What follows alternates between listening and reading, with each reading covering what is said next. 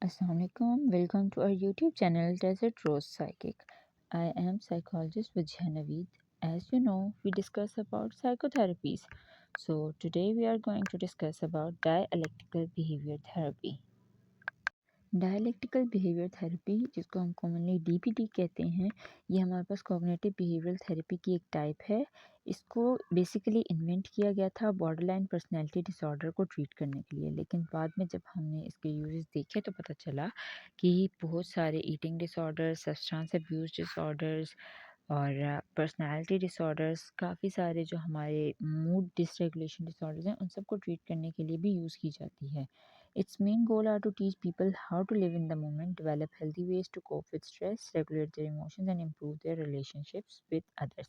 Main goal जो इसका है वो ये है कि ये लोगों को सिखाता है किस तरह एक अच्छे मोमेंट में रहना है, उन्हें हेल्दी वे सिखाता है अपने स्ट्रेस को कोप करने के लिए, इमोशंस को रेगुलेट करना सिखाता है और उन्हें ये सिखाता है कि वो दूसरों के साथ अपने रिलेशनशिप को किस तरह इम्प्रूव कर सकते हैं। यानी कि ये हमें ये ऐसी बातें सिखाता है जिससे हम अपनी स्ट्रेसफुल लाइफ को या अपने ट्रिगर्स को छोड़कर एक हैप्पी सक्सेसफुल लाइफ की तरफ जा सकते हैं। हमारे ट्रीटमेंट को ये इस तरह कंटिन्यू करता है कि ये हमारे स्ट्रेसर्स को कम करता है और हमें बताता है how to cope with that stress, और हमें वो चीज़ें ये दिखाता है या वो पॉइंट्स हमें दिखाता है जिसके थ्रू हम अपने गोल्स को अचीव कर सकते हैं और अपनी एक हेल्दी लाइफ को अचीव कर सकते हैं। डीबीटी के हमारे पास 4 बेसिक कंपोनेंट्स आते हैं। इन्हें हम कंपोनेंट्स भी कह सकते हैं या फिर हम इसे स्किल्स भी कह सकते हैं जो हम डीबीटी के थ्रू सीखते हैं। इसमें सबसे पहले हमारे पास आ जाता है core mindfulness, second one is distress tolerance, third one is interpersonal effectiveness and fourth one is emotion regulation. So first of all we discuss about core mindfulness. एक मेजर बेनिफिट डीबीटी का ये है कि ये हमें माइंडफुलनेस स्किल्स सिखाता है। Mindfulness skills help to focus on present, यानी कि जब हम माइंडफुलनेस स्किल्स सीख लेते हैं डीबीटी के थ्रू तो ये हमें बताता है कि किस तरह अपने करंट सिचुएशन पे फोकस करना है, किस तरह अपनी थॉट्स पे, फीलिंग्स पे, सेंसेशंस पे फोकस करना है, क्योंकि थॉट्स, फीलिंग्स, सेंसेशंस यही चीज़ें हैं जो हमें बताती हैं कि हम किसी सिचुएशन में क्या फ़ील कर रहे हैं। तो जब हम अपनी थॉट्स में, अपनी फीलिंग्स से अवेयर होंगे तो ये हमें फोकस अपने प्रेजेंट पे फोकस करने में हेल्प आउट करेगा। Mindfulness skills helps to slow down and focus on healthy coping skills in emotional pain. जब हम किसी भी इमोशनल पेन की कंडीशन में होते हैं तो हमारी माइंडफुलनेस स्किल्स ही होती हैं जो हमें खुद को, अपने इमोशन को रेगुलेट करना सिखाती हैं। हमें सिखाती हैं कि किस तरह हमने हेल्दी कोपिंग स्किल्स यूज़ करनी है ताकि हम इस इमोशनल पेन के साथ कोप कर सकें। Mindfulness skills helps to avoid negative thought patterns. कुछ नेगेटिव थॉट पैटर्न्स होते हैं जो कि ऑटोमेटिकली जनरेट हो जाते हैं, अब उनको किस तरह अवॉइड करना है ये भी हमें माइंडफुलनेस स्किल्स सिखाती हैं। सो और माइंडफुलनेस हमारे पास वो स्किल्स हैं जो डीबीटी हमें सिखाता है और इसका मेजर गोल हमारे पास ये है कि ये हमारी प्रेजेंट सिचुएशन पे फोकस करता है और हमें हेल्प आउट करता है कि हमने किसी भी सिचुएशन में अपने मूड को किस तरह रेगुलेट करना है, इमोशंस को किस तरह रेगुलेट करना है और किस तरह किसी की सिचुएशन में हमने रिएक्ट करना है। नेक्स्ट हमारे पास आ जाता है distress tolerance. It helps to accept your self and current situation. Distress tolerance हमारे पास वो टेक्निक्स हैं जो हमें हेल्प आउट करती हैं कि हमने खुद को किस तरह एक्सेप्ट करना है और करंट सिचुएशंस को किस तरह एक्सेप्ट करना है। इसमें हमारे पास डिफरेंट टेक्निक्स आ जाती हैं। First is distraction, second one is improving the moment, यानी कि हम अपने मोमेंट्स को ज़्यादा अच्छी तरह इम्प्रूव करें। सेल्फ सूथिंग, खुद को अच्छी कंडीशंस में लेके जाएं या खुद को सेल्फ सूट करें। And the last one is thinking pros and cons of distress tolerance. हम ये देखें कि डिस्ट्रेस टॉलरेंस स्किल्स अगर हम लेते हैं तो इसके क्या प्रोज हैं, क्या कॉन्स हैं, यानी क्या बेनिफिट्स हैं, क्या फ़ायदा दे रही है। अगर हम अपने स्ट्रेस को रेगुलेट करते हैं, खुद को एक्सेप्ट करते हैं, अपनी करंट सिचुएशन को एक्सेप्ट करते हैं तो ये हमें किस तरह बेनिफिट पहुंचाता है, इसके बारे में सोचना, ये सारी हमारे पास डिस्ट्रेस टॉलरेंस की टेक्निक में आता है। थर्ड जो मेजर स्किल्स हैं वो हैं इंटरपर्सनल इफेक्टिवनेस स्किल्स। अब इंटरपर्सनल इफेक्टिवनेस क्या है, ये हमें हेल्प आउट करता है to become more assertive in relationships. हम अपने रिलेशनशिप्स में ज़्यादा असर्टिव, ज़्यादा पॉजिटिव किस तरह हो सकते हैं, कैसे हम अपने रिलेशनशिप्स को किस तरह हम ज़्यादा अच्छे तरीके से लेकर चल सकते हैं। इंटरपर्सनल इफेक्टिवनेस स्किल्स जो हैं ये हमें सिखाती हैं to express our needs and to say no in condition where it is needed.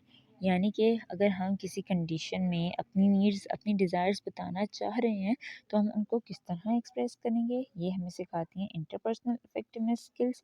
और अगर किसी सिचुएशन में हम चाहते हैं कि कोई काम ऐसा है जो ना हो, हम किसी चीज़ को मना करना चाहते हैं, किसी बात पे हम नो कहना चाहते हैं, तो ये बात भी हमें इंटरपर्सनल इफेक्टिवनेस ही सिखाता है। इंटरपर्सनल इफेक्टिवनेस हमें ये बात सिखाता है कि किस तरह आपने किसी सिचुएशन जो कि आपको एक्सेप्ट जो आप एक्सेप्ट नहीं करें किसी सिचुएशन को, उस सिचुएशन को किस तरह आप नो कह सकते हैं।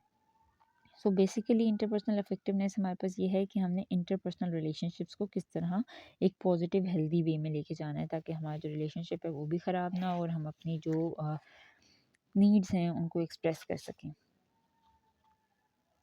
लास्ट जो हमारे पास एक मेजर कंपोनेंट है वो है emotional regulation. Emotional regulation navigate powerful feelings in more affective way. ये हमारी जो पावरफुल फीलिंग्स हैं उनको ज़्यादा अफेक्टिव वे की तरफ लेके जाता है। It helps to identify name and change emotions. अब इमोशनल रेगुलेशन जैसे कि इसका नाम ही इमोशन से रिलेटेड है, तो ये हमें बताता है कि हमने किस तरह किसी इमोशन को आइडेंटिफाई करना है। Whether we are in a condition जिसमें हम खुश हैं, अब एक कंडीशन जिसमें हम खुश हैं उसको हम कैसे आइडेंटिफाई करेंगे, उसको फिर हम नेम आउट कैसे करेंगे, और अगर हमने किसी इमोशन को अपने चेंज करना है वो कैसे करेंगे, ये हमें इमोशनल रेगुलेशन सिखाता है। अगर हम किसी कंडीशन में सैड हैं, अब सैड हैं हम किसी कंडीशन में, तो हम लो फील करेंगे या फिर हमारा दिल नहीं करेगा कोई काम करने का। इस सारी बातों से हम आइडेंटिफाई करेंगे अपने इमोशन को, उसको नेम आउट करेंगे, और फिर अगर कोई सैड इमोशन है, कोई नेगेटिव इमोशन है, तो हम उसको चेंज करेंगे।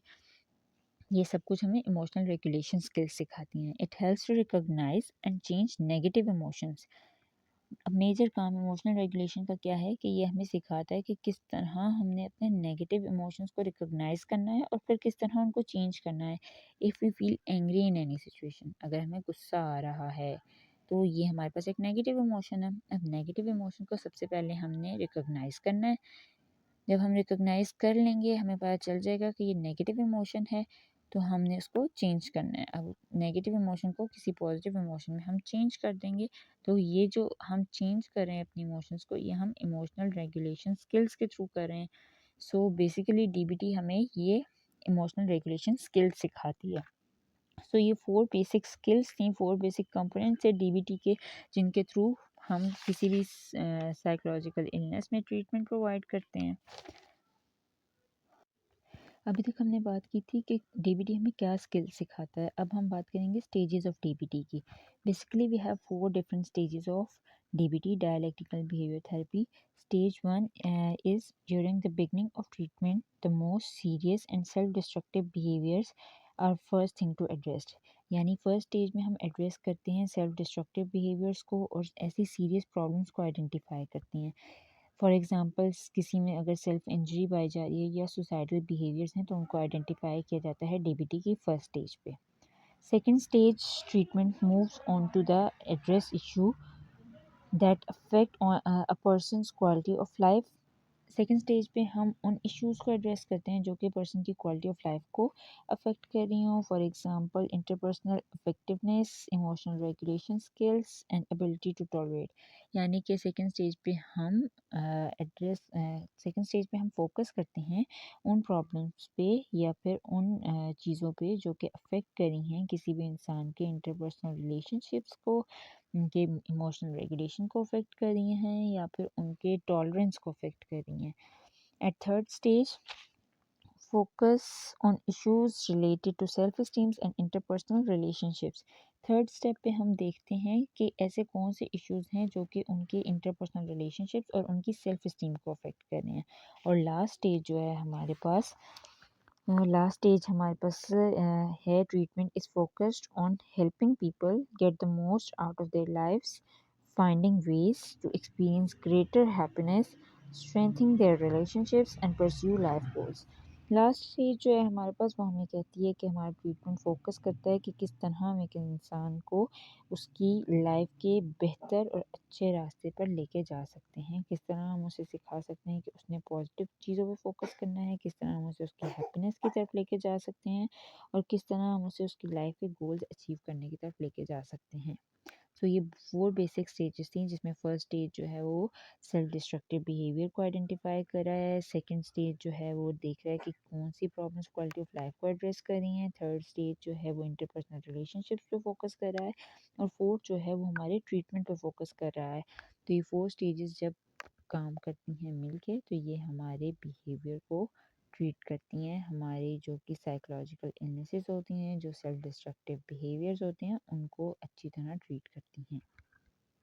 Next, we are going to discuss about techniques of DBT. There are three basic techniques: group therapy, individual therapy, and phone coaching. Number one is group therapy. Group therapy is technique where patients are taught behavioral skills in group settings. किसी भी group setting में बिठा के patients को behavioral techniques, behavioral skills सिखाई जाती हैं। यानी कि जिस तरह 4 या 5 लोग हैं, उनका एक ग्रुप बना दिया गया है, अब उन 5 लोगों को इकट्ठे एक जगह बिठाकर बिहेवियरल स्किल्स सिखाई जा रही हैं, या उनकी ग्रुप थेरेपी कंडक्ट की जा रही है।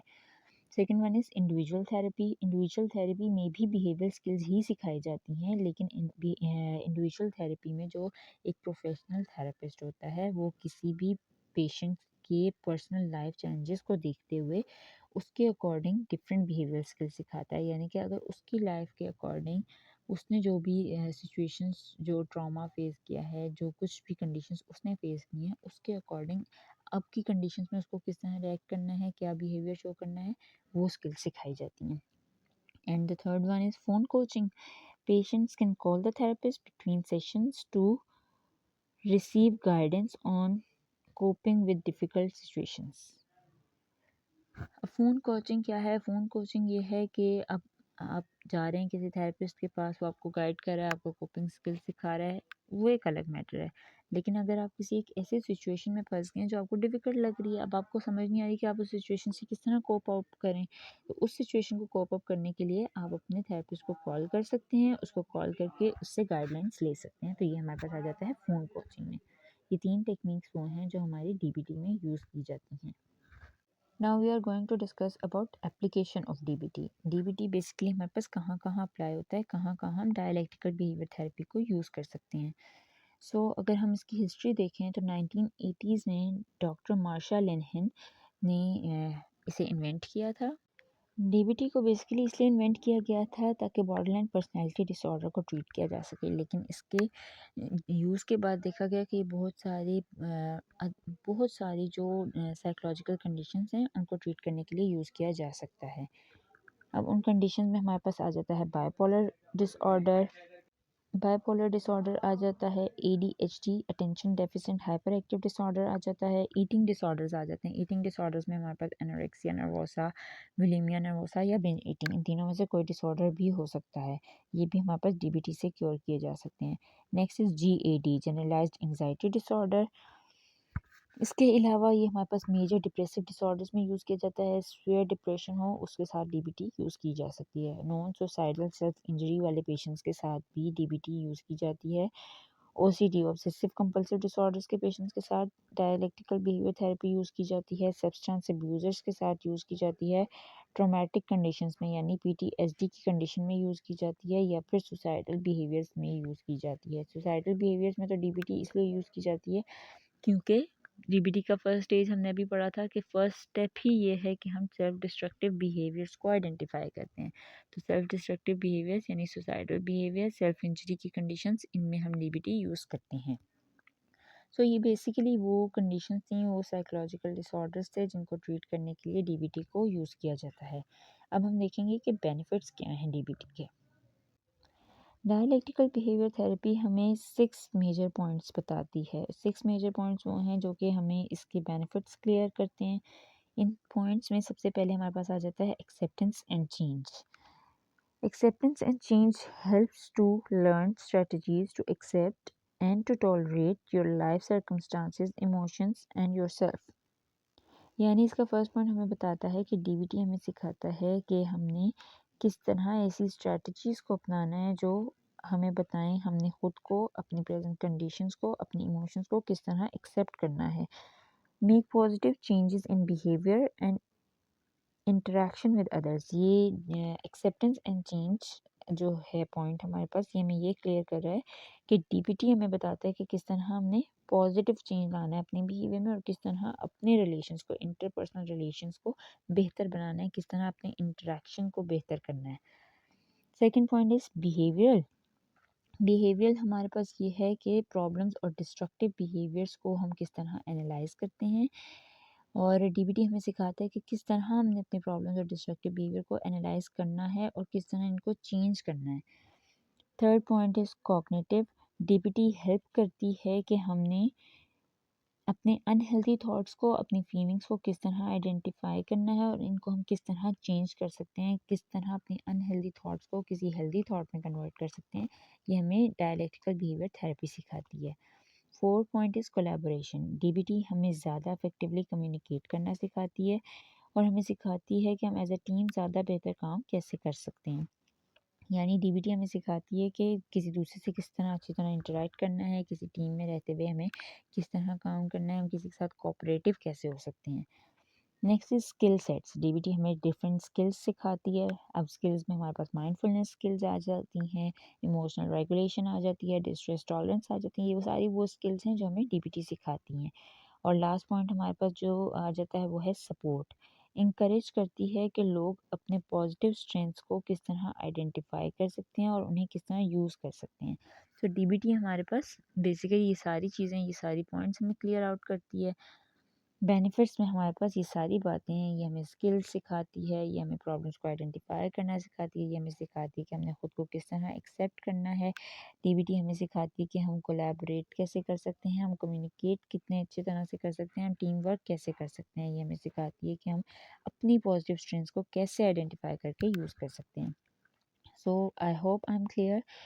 I'm done with this lecture, and if there's any query you can ask in comment section. अगर मेरी वीडियो आपको पसंद आई हो, मेरा लेक्चर आपको समझ आया है, एक भी पॉइंट आपको क्लियर हो गया है, तो काइंडली मेरी वीडियो को लाइक कर दीजिएगा। Thank you so much.